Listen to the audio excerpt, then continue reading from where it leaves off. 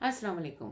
हज एंड उम्रा टीवी में आज ये बहुत ही इम्पोर्टेंट वीडियो है कि जो लोग हज पर जाते हैं या उम्रा पर जाते हैं, उन लोगों में से कुछ लोग बिल्कुल पहली बार जाते हैं और उन्हें कुछ बातें बिल्कुल पता नहीं होती। तो आज की वीडियो अगर आप देख लें तो बहुत सी ऐसी चीज़ें, बहुत सी ऐसी बातें होंगी जो कि आपको भी पहली दफ़ा पता चलने वाली होंगी, वो आपको पता चल जाएंगी और वहाँ जाकर किसी भी किस्म की परेशानी से बचेंगे। आज मैं बात करूंगी सई के बारे में। सई है जो कि उम्रे के दौरान की जाती है और हज में भी जब उम्रा यानी कि जब हम हज पर जाते हैं तो जब हम तवाफ करते हैं तो साथ में सई भी की जाती है। तो ये हज में भी की जाती है और उम्रे में भी की जाती है। तो ये एक कि जिसका ताल्लुक हज से भी है और उम्रे से भी। बहुत सारे लोगों को एक गलत फहमी है जो कि सफ़ा और मरवा के दरमियान जो हम चक्कर लगाते हैं, तो उसके दौरान बहुत सारी ऐसे लोग मैंने वहां पर देखे हैं कि जिनको समझ नहीं आती कि क्या सफ़ा और मरवा दोनों के बाद चक्कर लगाने को एक सही का एक चक्कर माना जाता है। यानी कि मैं आपको आसान अल्फाजों में समझाऊं तो कुछ लोग ये कहते हैं कि खाना काबा के गिर्द जो चक्कर एक कंप्लीट होता है, तो इसी तरह से सफ़ा मरवा और मरवा सफ़ा ये कंप्लीट एक चक्कर हुआ, जबकि ये बात बिल्कुल सही नहीं है। आपका एक चक्कर सफ़ा से शुरू होगा और मरवा पर ख़त्म हो जाएगा। यानी कि ये एक चक्कर हो गया, सफ़ा से शुरू हुआ, मरवा पे ख़त्म हो गया, ये हो गया एक चक्कर। दूसरा चक्कर मरवा से आपने शुरू किया और सफ़ा पे आकर आपका ख़त्म हो गया, ये आपके दो चक्कर हो गए। बिल्कुल आसान अल्फाजों में बात की है। और कुछ लोग ये कहते हैं कि हम अगर जो है सफ़ा की बजाय मरवा से अपनी सही स्टार्ट कर लें तो क्या होगा। तो ये तो आपका एक चक्कर ज़ाया हो गया। ये मरवा है और ये सफ़ा है।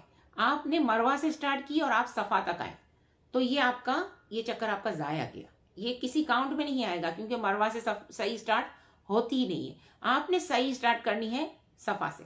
सफ़ा से आप मरवा की तरफ जाएंगे, आपका एक चक्कर होगा।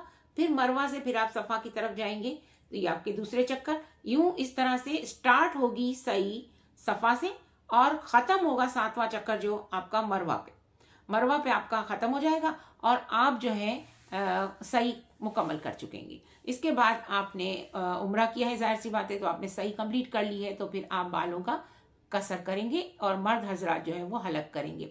औरतों की कसर की एक वीडियो मैंने बनाई हुई है, मैं एंड स्क्रीन में लगा दूंगी, जिससे आपको पता चलेगा कि लेडीज़ में बहुत सारे परेशानियां हैं कि बालों को किस तरह से कसर करें, कहाँ से कसर करें, कैसे करें। चुटिया बनाकर नीचे से बालों को फोल्ड यूं करके कसर करें।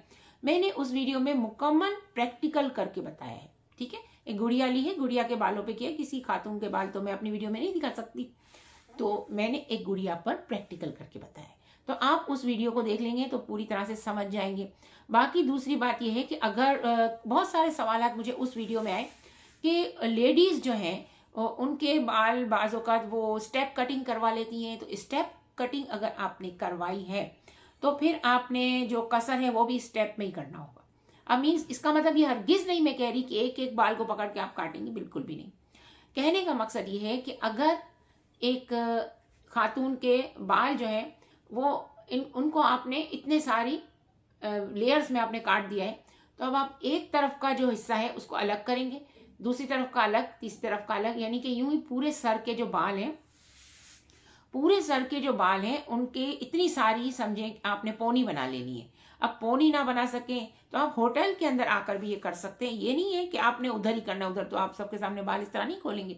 लेकिन अगर आपके बाल बिल्कुल कटे हुए नहीं है तो आप पूरे सर के बालों को नीचे जो लेडीज़ की चुटिया होती है उस चुटिया को यूं करके फोल्ड करके आप काट लेंगे। उस वीडियो में मुकम्मल बताया गया। लेकिन अगर लेयर कटिंग की हुई है तो आप अपने होटल आ जाए, अपने महरम की मौजूदगी में भी आप अपने बाल काट सकती हैं। आप किसी और से भी कटवा सकती हैं, आप खुद भी काट सकती हैं, किसी लेडीज से भी कटवा सकती हैं और आप अपने महरम मर्द हजरात से भी कटवा सकती हैं। ये मैं हरगिज़ नहीं कह रही कि एक एक बाल को काटें। आप इस बात को समझें कि आपके सर के हर पार्ट के कुछ ना कुछ बाल कसर होने चाहिए। अगर आपने कटिंग करवाई है लेयर तो आपके ऊपर के बाल तो नहीं कटेंगे, नीचे के बाल अगर आप काटेंगे तो ऊपर के बाल तो नहीं कटेंगे। तो ये भी एक बहुत बड़ा मसला है जिसके ऊपर मैं बात कर रही हूँ। तो आपने अपने बालों के कुछ पार्ट्स ले लेने हैं। एक इस तरफ से ले लिया, एक इस तरफ से ले लिया, एक पीछे से ले लिया, एक इस तरफ पीछे से ले लिया। तो यूं करके 4-5 पार्ट कर लेने हैं और हर पार्ट को एक जो ये होता है ना आपका एक उंगली का पोर, इतने इतने, कम से कम इतने, इससे कम नहीं होने चाहिए, इससे ज़्यादा हो सकते हैं, इससे कम नहीं होने चाहिए, इतने बाल आपको काट लेने हैं अंदाजन से। हाँ, मैं तो ये कहती हूँ लपेट के यूं करके, जो मैंने उस वीडियो में बताया, तो आप इस तरह से काट सकते हैं। दूसरा एक सवाल बहुत ज़्यादा पूछा गया है, सफ़ा और मरवा की सई के चक्करों के लिए क्या अलग से नियत करना ज़रूरी है?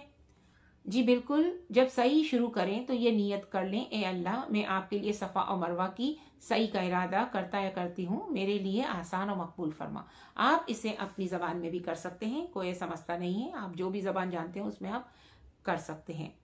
सफ़ा पर खड़े होने का दुरुस्त तरीका, रुख बैतुल्लाह की तरफ हो और सफ़ा पहाड़ी पुष्ट की तरफ हो। अगर बैतुल्लाह नज़र ना आए तो भी कोई हर्ज नहीं है, आप नियत कर सकते हैं। ठीक है। सफ़ा और मरवा के दरमियान चलने और दौड़ने के अहकामात क्या हैं? औरतें सुकून और आराम से चलेंगी, जबकि मर्द जो है वो मिलियन अख्दरीन यानी कि जो ग्रीन लाइट्स होती हैं उनमें थोड़ा सा तेज दौड़ेंगे। ये हरगिज़ नहीं कि आप इतना दौड़ें कि आगे बंदा जो चल रहा है उसको गिरा दें, तो ये भी गलत है। मर्द हजरात को भी देख कर चलना चाहिए। अक्सर लोग बिल्कुल बेकाबू हो जाते हैं और किसी सूरत में भी वो जो है वो सोचते समझते नहीं है कि किसी और को तकलीफ पहुंचानी ये गुनाह है। तो एक गुना, अगर एक सवाब के इतने सवाब मिलते हैं तो एक गुना के इतने गुना भी मिलते हैं। ठीक है। तो एक और सवाल ये है कि सफ़ा और मरवा की सही किस नबी की सुन्नत है? तो सफ़ा और मरवा की जो सही है वो किसी नबी की सुन्नत नहीं है, बल्कि हज़रत इब्राहीम अलैहिस्सलाम की ज़ौजा हज़रत बीबी हाजरा की सुन्नत है। सफ़ा और मरवा के चक्करों को शुरू करने का सही तरीका क्या है? सफ़ा से शुरू करेंगे, मरवा पर एक चक्कर मुकम्मल होगा, इसी तरह से 7 चक्कर, मरवा पर 7वां चक्कर जो है वो ख़त्म होगा। ये मैं आपको समझा चुकी हूँ। सफ़ा पर हम्दो सना के अल्फाज क्या होने चाहिए? कोई ख़ास अल्फाज नहीं है, अपनी ज़बान में भी अल्लाह की हम्दो सना बयान कर सकते हैं, जैसा कि मुख्तलिफ हम दुआओं में करते हैं। ठीक है। क्या सफ़ा और मरवा की सही औरतों और मर्दों के लिए मुख्तलिफ है? नहीं, बिल्कुल मुख्तलिफ नहीं है। बस इसमें कुछ एक ग्रीन लाइट्स होती हैं जिसमें आदमी हजरात जो है, मर्द हजरात थोड़ा सा तेज़ चलेंगे, औरतें नॉर्मल चलेंगी। सफ़ा और मरवा की सही फ़र्ज़ है या वाजिब? सफ़ा और मरवा की सही करना वाजिब है। दौरान सही अगर किसी भी वजह से वज़ू ना रहे तो सही जारी रखी जा सकती है, सही बगैर वज़ू के भी की जा सकती है। कोशिश करें कि इतनी मुबारक जगह पे आए हैं तो वज़ू हो, लेकिन अगर ना हो तो भी कोई मसला नहीं है, सही हो जाएगी। सही के लिए जो है वो वज़ू ज़रूरी नहीं है।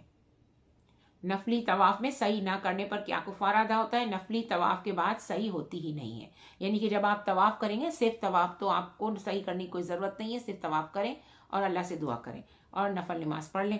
बाकी जो है वो सही सिर्फ उम्रे के लिए, उम्रा मुकम्मल करने के लिए ज़रूरी है। बाकी सिर्फ तवाफ़ आप दिन में 2 दफ़ा भी कर लें तो सही ज़रूरी नहीं है। सही के दौरान तरतीब के हिसाब से कौन सा कलमा पढ़ने का कहा गया है? सही के दौरान भी ज़िक्र, अज़कार और दुआओं का एहतमाम होना चाहिए। कोई ख़ास जिक्र मनक़ूल नहीं है, बस दुआएं पढ़ते रहें और किसी ख़ास किताब में अगर कुछ लिखा हो तो उस पर अमल कर सकते हैं। उम्मीद है आपको मेरी वीडियो पसंद आई होगी। पसंद आई हो तो लाइक शेयर ज़रूर कीजिएगा। अपना बहुत ख्याल रखिएगा। अल्लाह निगहबान।